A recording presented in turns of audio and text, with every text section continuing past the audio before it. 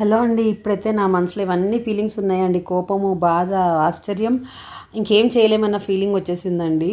ఎందుకు అంటే నేను ప్రతీదీ కొంచెం డిఫరెంట్గా ఆలోచించి వీడియో పెట్టాలని చూస్తుంటే ఆ వీడియోని వెంటనే కాపీ చేసి కొంచెం బాగా రన్ అయ్యే ఛానల్స్ వాళ్ళు పెడుతున్నారు. సో వాళ్ళకి వ్యూస్ వస్తున్నాయి. నేను ఇంత కష్టపడి ఆలోచించి పెట్టిన దానికైతే నాకు వ్యూస్ ఏమీ రావట్లేదండి. నిజంగా చాలా బాధ అనిపిస్తుంది. సో ప్లీజ్ మీరైతే నా ఛానల్ని సపోర్ట్ చేయండి. ఎన్ని ఇయర్స్ అయిపోయింది పెట్టి, అయినా కానీ నాకు అసలు వ్యూస్ సరిగ్గా రావట్లేదు.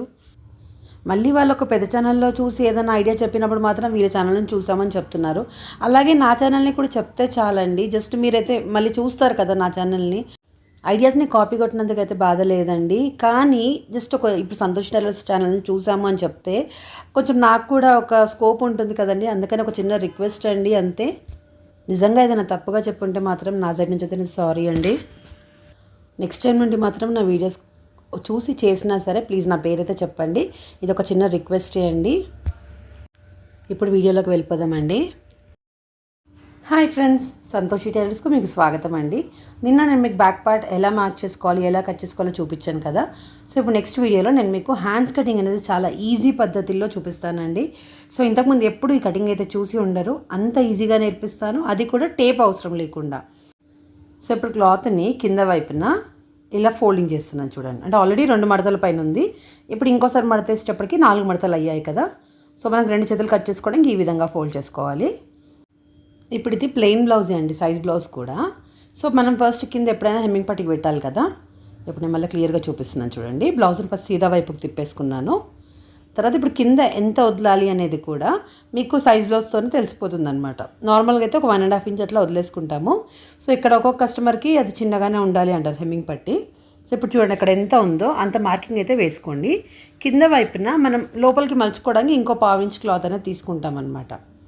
సో చూడండి, ఈ విధంగా ఫస్ట్ ఆ పట్టి ఎంత ఉందో అంత మార్క్ వేసాను.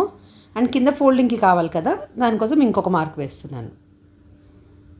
సో ఇక్కడ వరకు మనకి హెమ్మింగ్ పట్టీ కోసం అనేది పొడవు తెలిసిపోయింది అనమాట. చూసారు కదా, నేను మలిచింది ఒకటి చూపించాను, ప్లస్ కింద ఆ పట్టీ ఎంత పొడవు ఉందో అంత మార్కింగ్ వేశాను.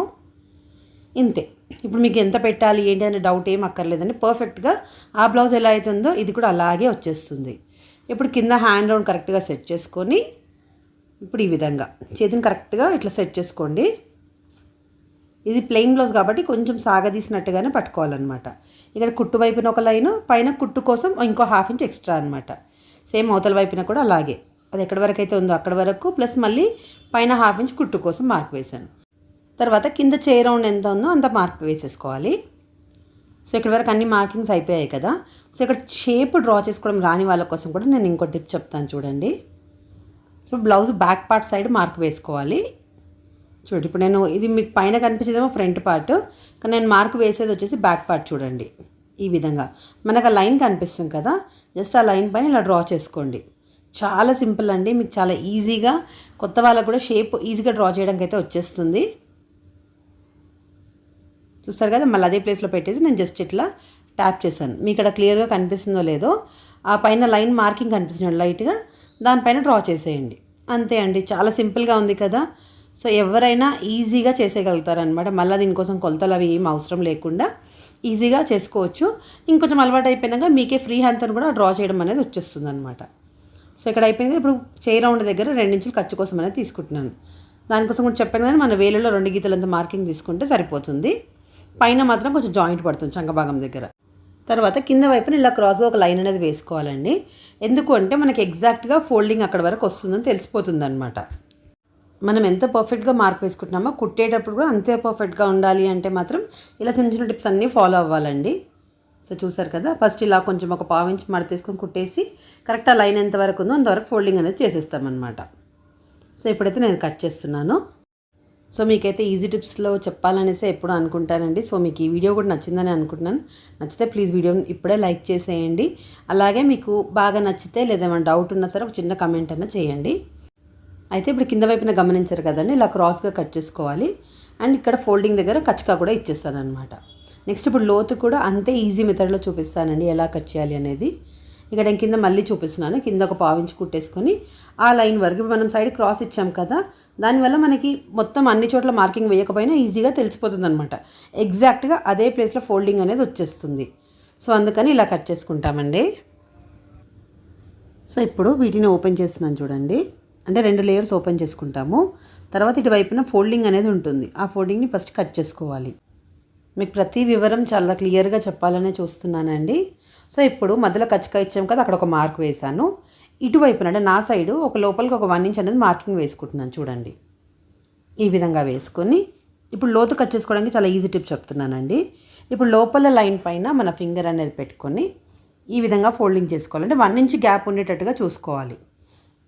ఇప్పుడు లోపల లైన్ పైన ఒక వేలు పెట్టేసి తర్వాత ఇక్కడ మిగిలిన క్లాత్ అనేది ఫోల్డ్ చేసుకోవాలి. అప్పుడు మీకు ఆటోమేటిక్గా బయట వైపున అంటే ఖర్చు వైపున ఒక 1 ఇంచ్ అనేది గ్యాప్ కనిపిస్తుంది కదా. సో ఆ విధంగా వచ్చేటట్టు పెట్టేసుకున్న తర్వాత ఇక్కడ మీకు కనిపించే గ్యాప్ దగ్గర సింపుల్గా మార్క్ చేసేయండి. అంతే అండి, మీ లోతు మార్కింగ్ అనేది పర్ఫెక్ట్గా సెట్ అయింది. చూసారు కదా ఎంత బాగా వచ్చిందో. సో చాలా ఈజీ టిప్ అండి. ఖచ్చితంగా 1-2 సార్లు ప్రాక్టీస్ చేస్తే కొత్త వాళ్ళు కూడా పర్ఫెక్ట్ షేప్ అనేది ఇవ్వగలుగుతారు. సో డెఫినెట్గా మీకు అయితే వీడియో నచ్చిందని అనుకుంటున్నాను. ప్లీజ్ నచ్చితే లైక్ అయితే చేయండి. మీకు నేను కొత్తగా చూపించాలనే ప్రతిసారి ట్రై చేస్తానండి. ఈజీ మెథడ్లో చెప్పాలి, దాంతో అందరూ నేర్చుకుంటారు కదా అనేసి ఆలోచిస్తూనే ఉంటానండి. సో మీలో ఎవరైనా నా ఛానల్ని కొత్తగా చూస్తున్నట్టయితే ప్లీజ్ ఛానల్ని సబ్స్క్రైబ్ చేసుకోండి. అలాగే వీడియో నచ్చితే లైక్ చేయండి. ఎవరికైనా యూజ్ అవుతుందని కూడా షేర్ కూడా చేయండి. మీకు బాగా నచ్చితే ఒక చిన్న కామెంట్ కూడా చేయండి. సో ఇక్కడ నేను మళ్ళీ మీకు క్లియర్గా చూపిస్తున్నాను చూడండి. ఇప్పుడు అంటే లోతు అనేది ఎంత కరెక్ట్గా వచ్చిందో మీకు క్లియర్గా తెలియడానికి అనేసి నేను మళ్ళీ ఇటువైపున ఫోల్డ్ చేసి చూపిస్తున్నాను. చూసారు కదా షేప్ ఎంత బాగా వచ్చిందో. అలా వచ్చినప్పుడే ఎటువంటి ముడతలు లేకుండా బ్లౌజ్ ఫిట్టింగ్ అనేది చాలా బాగా వస్తుందండి. సో కింద వైపున ఒక 1/4 ఇంచ్ అనేది మనం ఫోల్డ్ చేసుకొని మిగిలిన మనం అక్కడ కటింగ్ ఇచ్చాం కదా అక్కడ వరకు క్లాత్ అనేది ఫోల్డ్ అయిపోతుంది. సో ప్లెయిన్ బ్లౌజ్కి పర్ఫెక్ట్గా ఇలా చేసుకోవచ్చు అనేసి నేను మీకు చూపిస్తున్నానండి. సో ఈ విధంగా హ్యాండ్స్ కటింగ్ అయితే అయిపోయిందండి. రేపటి వీడియోలో నేను మీకు ఫ్రంట్ పార్ట్ కటింగ్ ఎలా చేయాలో చూపిస్తాను. అది కూడా చాలా చాలా చాలా ఈజీగా చూపిస్తానండి. మీకు కొత్త వాళ్ళైనా సరే మ్యాక్సిమం ఒక 80% అయితే ఈజీగా అర్థమైపోతుంది. ఒకవేళ ఆల్రెడీ ఎక్స్పీరియన్స్ ఉన్న వాళ్ళైతే ఇంకా పూర్తిగా పర్ఫెక్ట్గా అర్థమైపోతుందండి. అదైతే నాకు 100% గ్యారంటీ. సో ఖచ్చితంగా వీడియోని లైక్ చేయండి, షేర్ చేయండి, ఒక చిన్న కమెంట్ కూడా చేయండి. కొత్తగా చూసిన వాళ్ళైతే సబ్స్క్రైబ్ చేసుకోండి. ఆల్రెడీ సబ్స్క్రైబ్ చేసుకున్న వాళ్ళకి చాలా చాలా చాలా థ్యాంక్స్ అండి.